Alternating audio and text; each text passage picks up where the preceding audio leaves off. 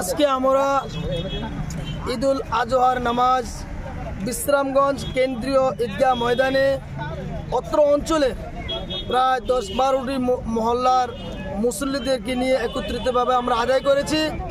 অত্যন্ত উৎসাহ উদ্দীপনার মধ্য দিয়ে যুবক, মুরব্বী, উলামায়ে কেরাম, বিভিন্ন মহল্লার ইমাম সাহেবগণ এসেছেন। আমরা অত্যন্ত খুশি এবং আনন্দিত। এই মুহূর্তে আমাদের মুসল্লিরা বাড়ি করে যাচ্ছেন, আমাদের কুরবানি দেওয়া হবে। এই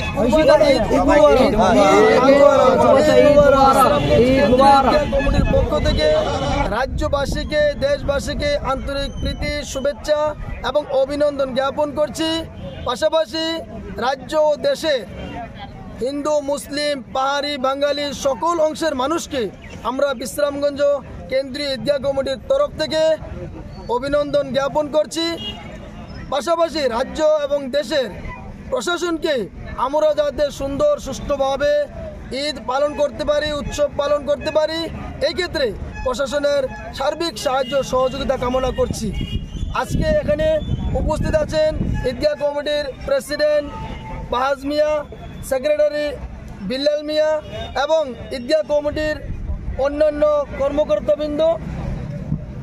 আমি আবারও ঈদগাহ কমিটির তরফ থেকে ঈদগাহের মধ্যে যারা নামাজ পড়েছেন, ঈদগাহ কমিটির আহ্বানে সাড়া দিয়ে সবাইকে আবার শুভেচ্ছা।